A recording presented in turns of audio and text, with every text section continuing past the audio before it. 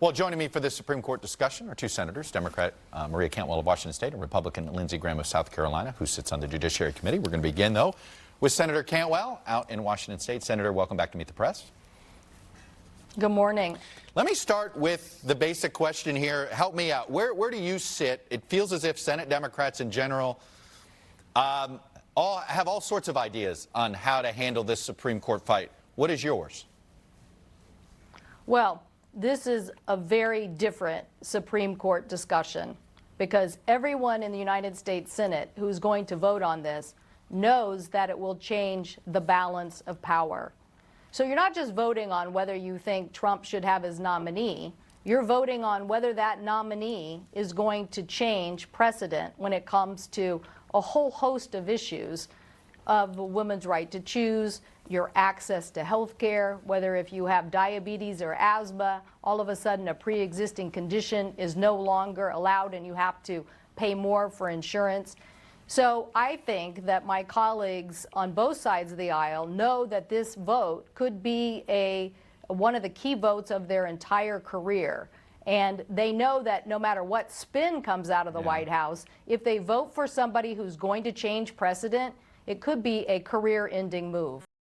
Okay, that's fine to say that in the aftermath. But the numbers are the numbers, right? We know what the numbers are in the Senate. The rules have been changed. Bare majority now does this. So it sounds like you want to defeat this nominee for sure, or are you trying to inspire President Trump to pick a moderate? Well, I would love President Trump to pick somebody in the mainstream of American views who are going to hold up years and years and years of precedent. The one great thing about our nation is an independent judiciary. In times of intense political debate, the fact that we have that independent judiciary that will uphold the law is key to what is so great about our country.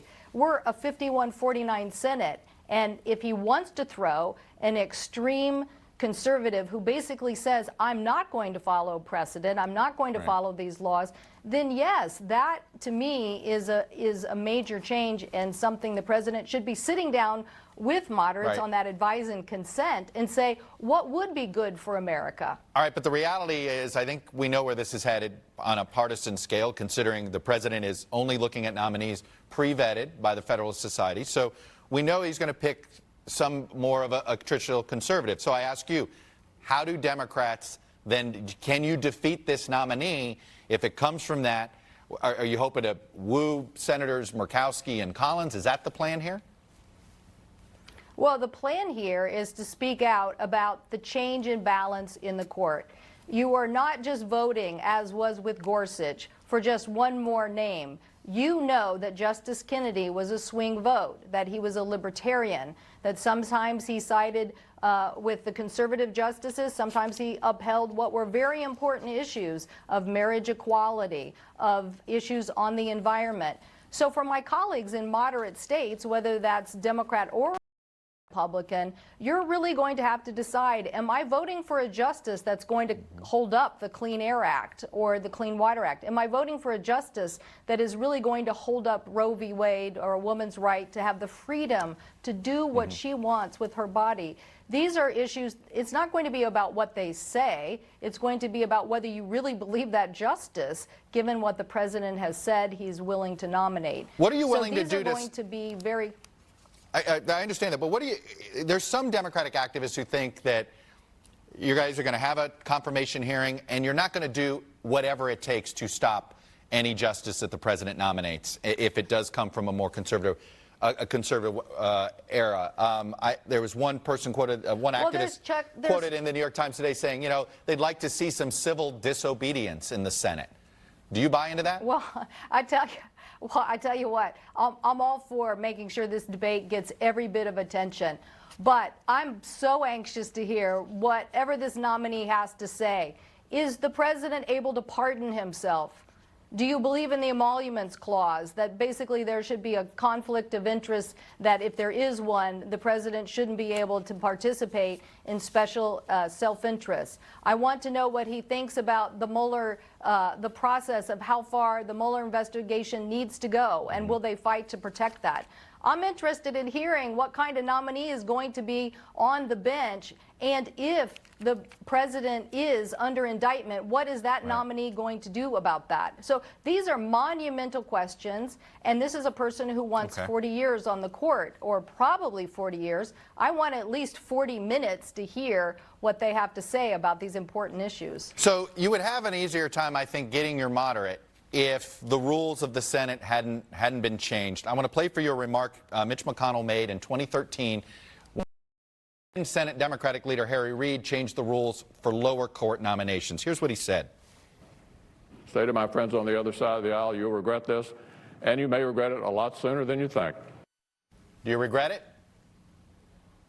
Well, we're dealing with what we're dealing with today, and I doubt that whatever the circumstances of the rules were then or now, that they would be proceeding on this with 51 votes. The issue is there's so many things before the American people, and this position will change the balance of the court. The president has the right to nominate somebody, as But he Senator, says, you had an who he attempt, wants to change the you balance. want to just ignore that. I guess I No, disagree with you. no, You just want to ignore that past. I mean, that is why we're in this situation now, where a bare majority decides the future of the court. Well, it's what we're dealing with today, and I'm not ignoring it. But I tell you, Chuck, I have been around my state this weekend, and people are anxious about health care. They're anxious about the detention of people who are seeking asylum in the United States. They want to know what is going to happen with this court nominee. They are so anxious that key rights that have been bestowed upon Americans are going to be rolled back. So yes, they want to know what we're going to do about it.